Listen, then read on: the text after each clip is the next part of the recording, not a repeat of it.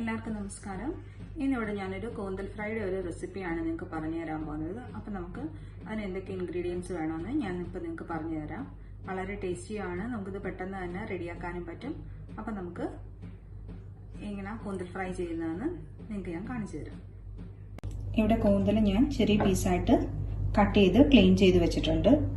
അതുപോലെ തന്നെ സവാള ഒരെണ്ണം ഞാൻ ചെറുതായിട്ട് പീസാക്കി വെച്ചിട്ടുണ്ട്. പിന്നെ ജിഞ്ചറും ഗാർലിക്കും കൂടെ ചോപ്പ് ചെയ്ത് വെച്ചിട്ടുണ്ട്. പിന്നെ 2 പച്ചമുളക് എടുത്ത് വെച്ചിട്ടുണ്ട്. പിന്നെ കുറച്ച് കറിവേപ്പില.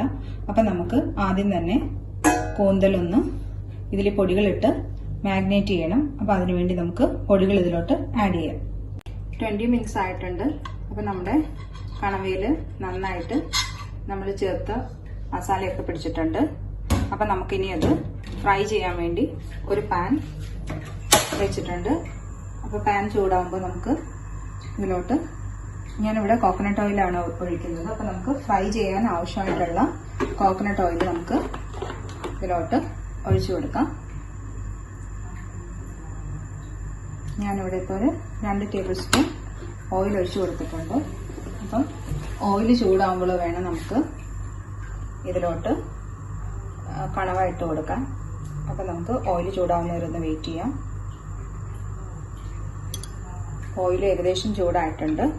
അപ്പം നമുക്കിനി ഇതിലോട്ട് കണവ ഇട്ട് കൊടുക്കാം.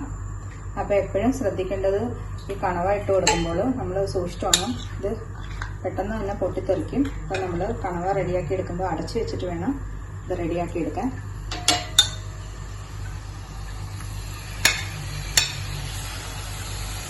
അപ്പം നമുക്ക് ഇതങ്ങനെ ആക്കി വെച്ചിട്ട് നമുക്കൊന്ന്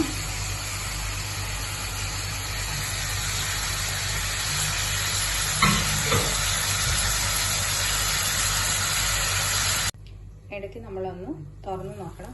അപ്പം കണ്ട് കണവയിൽ നിന്ന് നന്നായിട്ട് വെള്ളമൊക്കെ ഇറങ്ങി വന്നിട്ടുണ്ട്. അപ്പം നമ്മൾ ലോ ഫ്ലെയിമിൽ വെച്ചിട്ട് വേണം കണവ റെഡിയാക്കി എടുക്കാനായിട്ട്. അപ്പം നമുക്ക് ഇതിനെ അടച്ചു വെക്കാം. ഇടയ്ക്കിടയ്ക്ക് നമ്മളൊന്ന് തുറന്ന് നോക്കണം.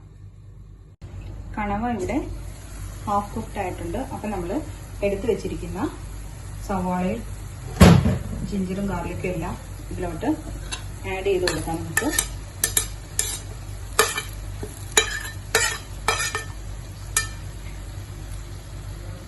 അപ്പോൾ നമുക്ക് നന്നായിട്ടൊന്ന് മിക്സ് ചെയ്തിട്ട് ഒരു 5 മിനിറ്റ് കൂടെ നമുക്ക് അടച്ചു വെക്കാം. അപ്പോഴത്തേക്ക് നമ്മുടെ കണവ ഫ്രൈ റെഡി ആയി കിട്ടും. അപ്പം നമുക്കിതൊന്ന് അടച്ചു വെച്ച് ലോ ഫ്ലെയിമിലിട്ട് കുറച്ച് നേരം കൂടെ ഒന്ന് റെഡിയാക്കി എടുക്കാം. നമ്മുടെ കണവ ഫ്രൈ ഇവിടെ റെഡി ആയിട്ടുണ്ട്. നന്നായിട്ട് ഫ്രൈ ആയിട്ടുണ്ട്. അപ്പോൾ നിങ്ങളിതെല്ലാവരും ട്രൈ ചെയ്യുക. എന്തെങ്കിലുമൊക്കെ ഡൗട്ട് ഉണ്ടെങ്കിൽ കമൻറ്റ് ബോക്സിലും സെൻഡ് ചെയ്യുക.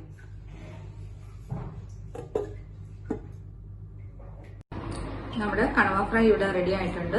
നല്ല ടേസ്റ്റിയാണ്. അപ്പോൾ നിങ്ങളിതെല്ലാവരും ട്രൈ ചെയ്ത് നോക്കുക. ഞാൻ ടേസ്റ്റ് ചെയ്ത് നോക്കി, നല്ല ടേസ്റ്റ് ഉണ്ട്. അപ്പോൾ നമുക്ക് എന്താ പറയുക, ചോറിൻ്റെ കൂടെയും എൻ്റെ സൈഡ് ഡിഷിൻ്റെ കൂടെയും പെട്ടെന്ന് തന്നെ റെഡിയാക്കാൻ പറ്റിയ ഒരു കൂന്തൽ ഫ്രൈ അല്ലെങ്കിൽ കണവ ഫ്രൈ ആണ്. അപ്പോൾ ഇതെല്ലാവരും ട്രൈ ചെയ്യുക.